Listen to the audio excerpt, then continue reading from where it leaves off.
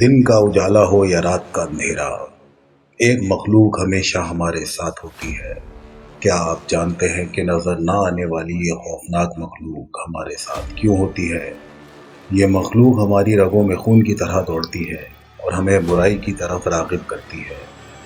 آخر اس کا مقصد کیا ہے اور ہماری موت کے بعد وہ کہاں چلا جاتا ہے؟ جب بھی انسان کے ہاں کسی بچے کی ولادت ہوتی ہے تو اس کے ساتھ ایک فرشتہ اور ایک جن بھی پیدا ہوتا ہے۔ اسی جن کو فارسی میں حمزاد اور عربی میں وسواس کہتے ہیں، اور یہ انسان کو بری باتوں کی ترغیب دلاتا ہے۔ حمزاد شکل و صورت میں بالکل اس کے مشابہ ہوتا ہے جس کے ساتھ وہ پیدا ہوا ہوتا ہے، اور حمزاد انسان کے ساتھ سوتے جاگتے اٹھتے بیٹھتے ہر وقت ساتھ ہوتا ہے۔ علماء کرام نے لکھا ہے کہ جو آدمی نیک ہوتا ہے اس کا حمزاد بھی اس کی صحبت کی وجہ سے نیک اور صالح ہوتا ہے، اور جو شخص کفر اور برائی میں مبتلا رہتا ہے اس کا حمزاد بھی کافر اور مشرک بن جاتا ہے۔ مرد انسان کے ساتھ جن حمزاد اور عورت کے ساتھ جنیہ حمزاد پیدا ہوتی ہیں۔ بعض صوفیہ نے یہ بھی لکھا ہے کہ حمزاد کو ایک شکل سے دوسری شکل میں بدلنے کی قوت بھی عطا کی گئی ہے۔ دراصل روح تمام جانداروں میں زندگی کی علامت کی وجہ ہے۔ صوفیہ کے مطابق انسانی جسم میں دو روحیں ہوتی ہیں، ایک نفیس روح جس کے بنا زندگی ناممکن ہے۔ اسلامی عقائد کے مطابق یہ روح موت کے بعد اس دنیا سے واپس چلی جاتی ہے، اور دوسری روح کو صوفیہ کرام نے حمزاد قرار دیا ہے۔ جب انسان مرتا ہے تو وہ حمزاد تمام یادوں، محبتوں، نفرتوں اور تمام احساس کے ساتھ اس کے جسم کو چھوڑ کر کسی دوسری جگہ منتقل ہو جاتا ہے، اور یہ قیامت کے دن ہی مرے گا۔ گویا حمزاد صرف موت تک ہی ہمارا ساتھی بنا رہتا ہے، کیونکہ اس کی منزل کہیں اور ہے۔ ابن کثیر کے مطابق جب اللہ نے ابلیس کو مہلت دی اور اس نے قسم کھائی کہ وہ انسان کو بہکائے گا، تو اللہ نے ابلیس کے اس چیلنج کو قبول کر لیا کہ تو جس طرح چاہے تا قیامت کوشش کر لے۔ اس پر ابلیس نے اللہ سے کچھ ہتھیار طلب کیے، لہذا اس پر اللہ نے فرمایا کہ ہر انسان کے بچے کے ساتھ تیرا ایک بچہ پیدا ہوگا، تجھے ان کے دل تک رسائی دی جائے گی اور تو خون کی طرح ان کی رگوں میں دوڑے گا۔ حمزاد بالکل انسان کی شکل و صورت کا ہوتا ہے۔ اس کا چال ڈھال اور بات کرنے کا طریقہ بالکل اسی انسان کی طرح ہوتا ہے جس کے ساتھ وہ پیدا ہوا ہوتا ہے۔ کیونکہ حمزاد ساری عمر اس انسان کے ساتھ رہتا ہے، حمزاد اس شخص کے بارے میں ہر چیز جانتا ہے، وہ چیزیں بھی جو وہ شخص تنہائی میں کرتا رہا، اور وہ تمام باتیں جو باقی دنیا کے لیے راز ہیں۔ بعض مقامات پر لکھا ہے کہ جو لوگ ابلیس کے ساتھ روحوں سے ملاقات کرتے ہیں اور کرواتے ہیں، وہ ان حمزادوں کے ذریعے سے ہی کرتے ہیں، کیونکہ روح تک رسائی انسان کے اختیار میں نہیں ہوتی۔ ایک مشہور حدیث جسے امام مسلم میں نقل کیا ہے وہ کچھ یوں ہے۔ حضرت عبداللہ ابن مسعود نے بیان کیا کہ رسول اللہ صلی اللہ علیہ وآلہ وسلم نے فرمایا، تم میں سے ہر کسی کے ساتھ ایک شیطان یعنی ہم شکل جن مسلط کر دیا گیا ہے جو تمہیں ساری زندگی بہکائے گا۔ صحابہ نے عرض کی کہ یا رسول اللہ، کہ آپ کے ساتھ بھی؟ آپ صلی اللہ علیہ وآلہ وسلم نے فرمایا، ہاں میرے ساتھ بھی، لیکن اللہ نے ان کے مقابلے میں میری مدد فرمائی ہے، وہ مسلمان ہو گیا ہے اور مجھے وہ خیر کے سوا کوئی بات نہیں کہتا۔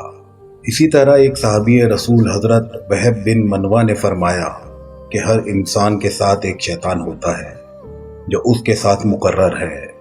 کافر کا شیطان اس کافر کے کھانے کے ساتھ کھاتا ہے اور اس کے ساتھ اس کے پانی سے پیتا ہے اور اس کے ساتھ اس کے بستر پہ سوتا ہے، لیکن مومن کا شیطان مومن سے چھپا رہتا ہے اور اس کی طاق میں لگا رہتا ہے کہ مومن اپنی عقل سے کب غافل ہو اور وہ اس کا فائدہ اٹھائے۔ قرآن و حدیث کے مطابق جنات اور شیطان غیب کی خبریں جاننے کے لیے سیڑھی کی طرح آسمان کی طرف جاتے ہیں تاکہ اللہ پاک اپنے فرشتوں کو جو وحی بیان کر رہا ہے اس کو چھپ کر سن لے۔ اس وقت اللہ کے حکم سے ان پہ شہاب ثاقب یعنی میٹروئڈز گرتے ہیں، جس سے یہ بھاگ کھڑے ہوتے ہیں۔ یہ شیاطین دراصل حمزاد ہوتے ہیں جو عاملین کے ذریعے بھیجے گئے ہوتے ہیں تاکہ وہ ماضی یا مستقبل کی خبریں لا کر انہیں سنائیں۔ حمزاد سے رابطہ ایک علمی فن ہے جسے قابو کرنے کے لیے خاص وظائف اور چلے کاٹنے پڑتے ہیں۔ بعض عالمین نے خود اپنے ہمزاد کو قابو کرنے کے دعویٰ کیا ہے، لیکن ہمزاد کو قابو کرنا بہت مشکل عمل ہے۔ اکثر اس بات کے دعوے دار جھوٹے اور مکار لوگ ہوتے ہیں، لیکن یہ عمل ناممکن نہیں۔ کالے جادو اور سفلی عمل میں ہمزاد کو بہت اہمیت حاصل ہے۔ جادوگر یا عامل اس ہمزاد سے معاہدہ کر کے اس کی مدد سے جائز اور ناجائز کام کرواتا ہے، لیکن اس معاہدے میں ہمزاد عامل سے ایسی شرطیں پوری کرواتا ہے جس سے وہ ایمان سے ہاتھ دھو بیٹھتا ہے اور شیطان کا پیروکار بن جاتا ہے۔ کمزور عقائد رکھنے والے مسلمان جب ان عاملین کے پاس جاتے ہیں تو یہ ان لوگوں کو ایسی ایسی باتیں بتاتے ہیں جسے اس شخص کے سوا اور کوئی نہیں جانتا، لہٰذا ایسے لوگ ان عاملین کے دھوکے میں آ کر ان کے گرویدہ ہو جاتے ہیں۔ دراصل وہ عاملین ہمزاد کے ذریعے تمام باتیں جان جاتے ہیں اور لوگوں کو بے وقوف بناتے ہیں۔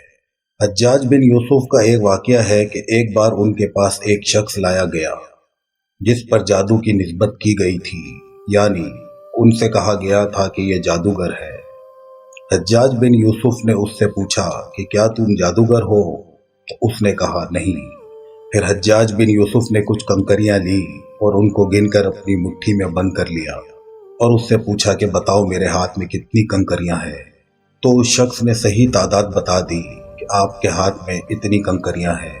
حجاج بن یوسف نے ان کنکریوں کو پھینک دیا اور دوسرے ہاتھ سے بغیر گنے کنکریوں کی مٹھی بھری اور اس سے پوچھا کہ اب بتا میرے پاس کتنی کنکریاں ہیں؟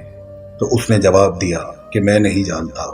تب حجاج بن یوسف نے اس سے پوچھا کہ تو نے پہلے کیسے صحیح بتا دیا اور اب کیوں نہیں بتا سکا؟ تو اس پر اس شخص نے کہا چونکہ میرا رابطہ میرے ہمزاد سے ہے، جب آپ نے پہلے کنکریاں لی تھی تو آپ نے گنتی کی تھی جو کہ آپ کو پتا تھا، آپ کو پتا تھا تو آپ کے ہمزاد کو بھی پتا تھا، تو میرے ہمزاد نے آپ کے ہمزاد سے رابطہ کیا اور آپ کے ہمزاد نے میرے ہمزاد کو بتا دیا۔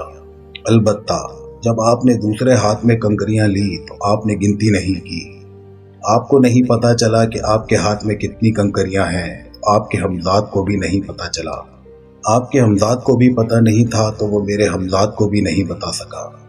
ناجائز کاموں میں ہمزاد کی مدد لینا، کوئی حرام کام کرنے کی نیت سے ہمزاد کو قابو کرنا یا مال و دولت کی لالچ کے لیے ہمزاد سے کام کروانا نہ صرف انسان کو دنیا میں تباہ و برباد کر دیتا ہے بلکہ اس کے لیے آخرت میں بھی دردناک عذاب ہے۔ قرآن مجید میں حضرت سلیمان علیہ السلام کی ایک بہترین مثال ملتی ہے، جنہیں اللہ نے جناتوں پر حکومت عطا فرمائی۔ جن آپ علیہ السلام کے تابع تھے، لیکن آپ علیہ السلام نے ان جناتوں سے ناجائز کام لینے کے بجائے مسجد تعمیر کروائی اور لوگوں کی فلاح کے لیے اچھے کام کروائے۔ یہ ان لوگوں کے لیے ایک مثال ہے جو ہمزاد اور شیاطین کو قابو کر کے غلط کام کرنے کی خواہش رکھتے ہیں۔ تو ناظرین، ایسے عاملین سے اپنے آپ کو بچا کر رکھیں، اسی میں عافیت ہے۔ لہذا اگر آپ اپنی خیر چاہتے ہیں، اپنا بھلا چاہتے ہیں تو ان عاملین سے دور رہیں، اپنے آپ کو بھی بچائیں، اپنا مال بھی بچائیں اور اپنی اولاد کو بھی بچائیں۔